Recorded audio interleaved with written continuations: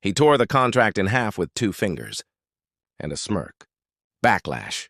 2.8 million, flushed down the drain, he said, loud enough for the entire boardroom to hear. He didn't even look at me when he did it. Just a flick of the wrist like it was nothing. Like I was nothing. This is pathetic work, he sneered. You're clearly not ready for the big leagues. I nodded slowly, controlled. You're absolutely right, sir, I said. But what he didn't know, what none of them knew, was that the ink wasn't dry on something far bigger. And this time it wasn't a contract. It was a plan. His name was Charles Whitman. To the world, he was a titan. To me, he was my wife's father. The first time I met him, he looked me dead in the eye, clapped a heavy hand on my shoulder, and said, "You'll never be good enough for her. But at least you're ambitious." I should have walked away then. Instead, I tried to prove him wrong. I worked twice the hours, chased twice the numbers, climbed fast, too fast, maybe, but I made his company money, a lot of it, enough that he let me marry his daughter, his precious Claire, or maybe he just saw another way to keep me under his thumb. I was the outsider who became family. Then I became a threat. He waited. And when I finally brought in the biggest deal of my career, a software integration package that would have saved his company tens of millions, he tore it up in front of everyone just to send a message. But a month before that boardroom ambush, I already knew something was wrong. Claire started coming home late, smelling like his cologne, not him, but his brand. I ignored it at first. Long work hours, late nights. It made sense. Until her texts changed, dry, cold, robotic, like I was just a coworker. So I logged into our shared iCloud. Not proud of it. But I found a message from her.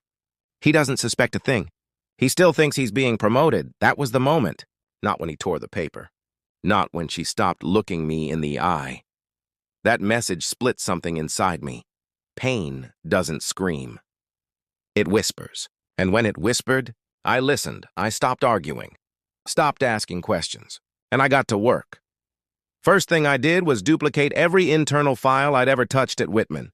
Proposals, contracts, emails, notes, every project I'd worked on, and every one I'd been denied access to. Then I checked Claire's laptop. She never changed her passwords.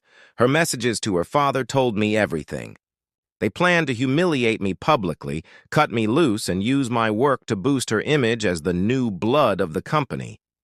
They even had a name for it, the restructure. She wasn't just in on it. She was the co-architect, so I built a second plan. For 3 years, I'd been developing my own app on the side, a logistics AI engine that made our supply chain software look like dial-up. I never launched it. Not under Whitman's thumb. Instead, I packaged it, polished it, and pitched it quietly to his largest competitor. They bit hard. While Whitman was planning my funeral, I was writing my resurrection. The revenge began on a Thursday, the day after my contract was torn. I walked into his office with a flash drive and a resignation letter. He didn't even look up. "Done licking your wounds?" he asked. I placed the letter on his desk. He opened it, read a few lines, and smiled. "No hard feelings, right?" he said. I smiled back. "Of course not, sir." Then I dropped the flash drive. "What's this supposed to be?" he asked. "Proof," I said. "You just flushed $2.8 million because you wanted to feel powerful," he scoffed. "You don't work here anymore," I leaned in. "But your competitors are very interested in what I've built. And now that I'm not under your NDA, I'm free to offer it to whoever I want." His jaw twitched. Just a flicker.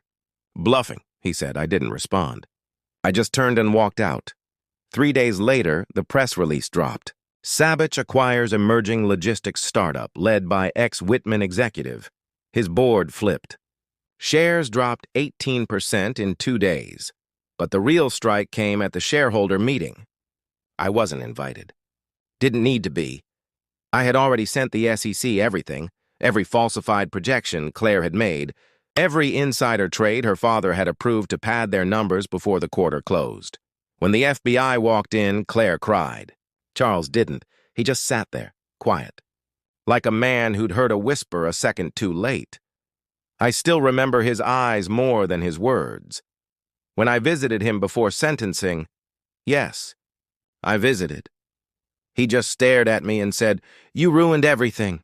I leaned forward. No, I said. You did. I just brought the receipts. He got 9 years. Claire took a plea deal. She teaches coding now. Irony's funny like that. Sometimes I sit with a glass of scotch and look at that old contract, the one he tore apart. I kept the pieces, taped them back together frame by frame, because now that pathetic little contract is a trophy, a reminder of the day he thought I lost everything, when really it was the day I took it all.